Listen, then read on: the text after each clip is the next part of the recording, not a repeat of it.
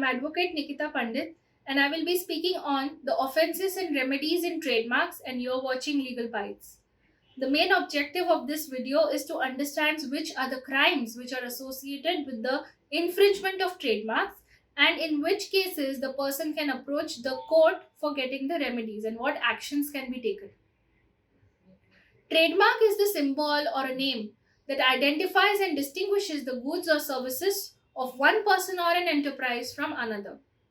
Section 28 of the Trademarks Act of 1999 provides exclusive rights to the registered proprietor to use the trademark as an identity of their goods or services when trading in the market.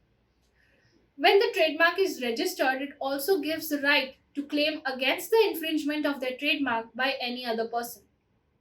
Section 27 denies the right of such action to be taken by the user who has not registered his trademark. Such unregistered user can go for the action of passing off goods or services. Now, there are certain acts with respect to the trademarks which, if done, are considered as offences. Section 103 provides for the penalties and fines against such unauthorized acts. Such offences includes falsification of any trademark by any person. This means making any alterations to mislead the public or to make some statements with respect to the trademark which are not true. Another such act of offense is when any person applies such falsified trademarks to his goods or services. When the person applies any false description on the goods or services, it is considered as an offense. As per Section 2I, false description means any descriptions related to the trade which is misleading or is not true to which the trademark is applied. It also includes changing the information or description to something false or misleading materially by the way of addition, exaggeration, or by any other way. It is false description if the mark is applied on the goods in such a way that it makes the public to feel that such goods are manufactured by some another person and not the actual person. Or in case of services, it represents that the services are provided by some another person, not the actual person. It is the false description when any false initials or names are applied to the goods or services to make it appear as if it is a part of a trademark or a trademark itself, but actually it is not. Or if such initials or names are deceptively similar to others' trademark. If such initials or names are made up in case of those goods and services, that also amounts to an offense. And this is irrespective of the fact that the trademark is or is not trademark or its part. It is an offense if the person has, makes, or disposes any machine or instrument or any likewise which is used for falsifying a trademark. For example, a printer which is used for printing that mark, or any other machine which is used for such purposes. It is also an offense if wrong description of the country or place of production or any other details of the manufacturer are given, or the same information is tampered with, or in case of goods, the wrong information is given on it. It is an offense even if the person himself does not do all these acts which are mentioned before, but if he causes these things to happen. In all these cases, the meaning of applying the trademarks and descriptions is defined in Section 101 of the Act.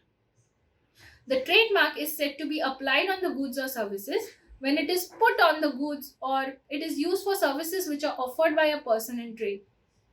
When it is used on the packing of the goods, or when such goods are put on sale or offered for sale or manufactured, or if such mark is used for describing such goods or services, the use of such mark in signs, advertisements, invoices, catalogs, business letters, or any documents which are related to the business where they get some orders by any person due to looking at such trademark which is used by them for their goods or services.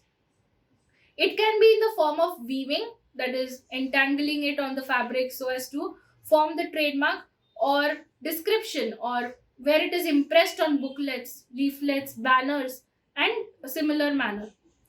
If it is annexed or affixed on the goods or packages of the goods, that is also applying of trademark or description.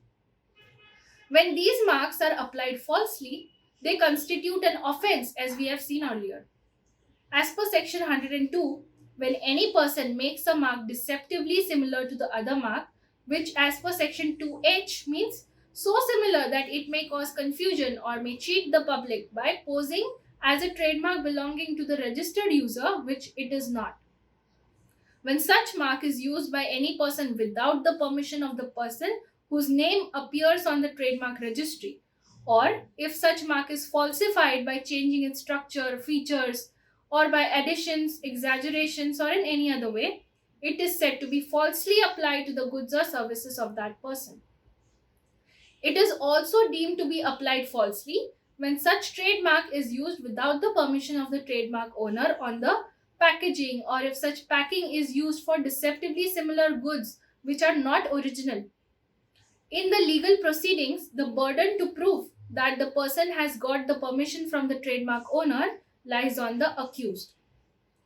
For such false use of trademark, Section 103 gives the punishment, which is at least 6 months, which may go up to 3 years, unless the accused proves that he has done all these acts without any intention to make fraud.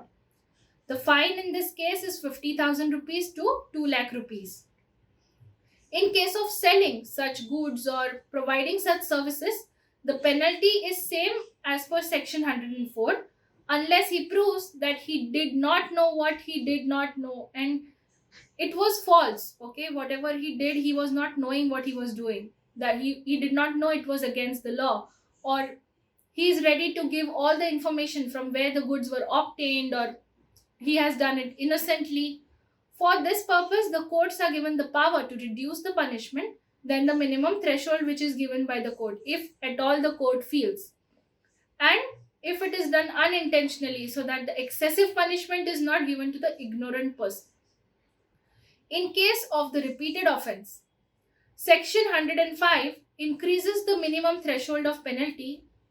In case of imprisonment, it is up to 1 year and fine up to rupees 1 lakh, where the maximum limit is the same. Here too, the court is given the power to reduce the penalty if the court feels so, but they have to give the reasons why they have reduced the penalty lesser than the threshold.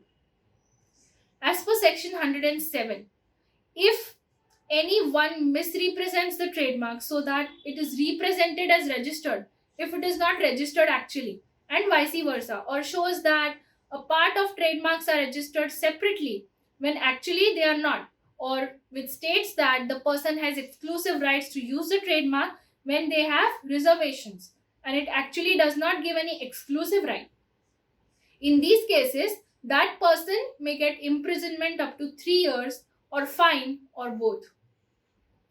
2 years imprisonment or fine or both can be given by the courts if the person shows some information or document in such a way that the people are made to believe that such place is associated with the trademark office in any manner, as per section 108.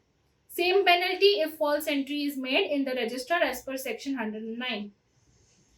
Section 111 provides that in case the accused is found guilty of these acts, or even if such material is used or sold without any intention to defraud, the court can order forfeiture of such goods. Forfeiture means loss of rights or property as a result of not following the law, where no consideration is given on such material.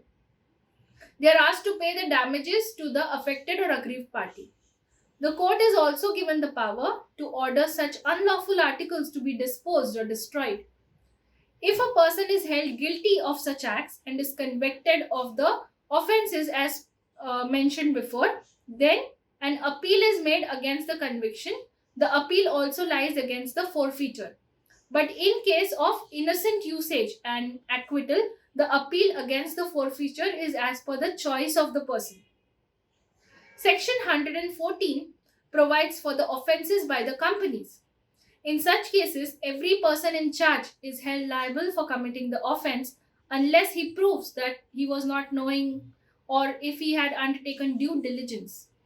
If at all it is proved under any circumstances that the offences were committed with permission or by the acts of such officers, they shall be held guilty by the courts. In case of false representations or falsely presenting registration of trademarks, or falsely making entries in the register, the court can only take cognizance of the matter if the registrar makes the complaint in writing. The courts lower in the rank than the metropolitan or judicial magistrate of first class do not have the authority to try the offences. However, in case of applying the false trademark or selling such products having such marks or for repeated offences, such court can take the cognizance without the complaint in writing by the registrar, and the deputy superintendent of the officer above his rank are given the powers of search and confiscation of such unlawful articles or instruments which are used to make them on getting the opinion of the registrar, and he shall produce them before the GMFC or Metropolitan Magistrate. If any person feels that he has a right to those goods, he should make an application to such magistrate for recovering these articles. This is as per section 115 of the Act. Section 122 protects the person who does some acts in good faith which may otherwise amount to unlawful acts. Section 128 gives the natural rights to the persons and provides that the adverse order cannot be passed by the registrar if at all the party is not given an opportunity of being heard. We have already discussed the infringement. The jurisdiction of infringement and passing of action as per section 134, it is to be instituted in the district court, and the relief is usually in the form of injunctions, damages, and accounts of profit, and it can also involve delivery of the articles.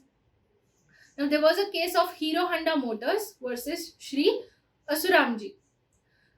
Honda came to know that many manufacturers were making motorcycle parts in an unauthorized manner, having their trademark. Now, due to the lower quality of such articles, their goodwill was affected. Plaintiff themselves had purchased and found it as counterfeit and of lower quality. Court passed the order that the defendant should hand over such goods, and there was an infringement. Damages of 5 lakh rupees was passed against the defendant, and they also had to pay the costs. Another case was Pankaj Goyal versus Dabur India Limited. The court held that even if there is similar or deceptive use of trademarks by another person, and if it is permitted by the trademark owner, it does not mean that the world has got the license to use and violate the rights of the registered trademark owner. So these are certain important provisions related to the offences and remedies in the trademark law. Thank you.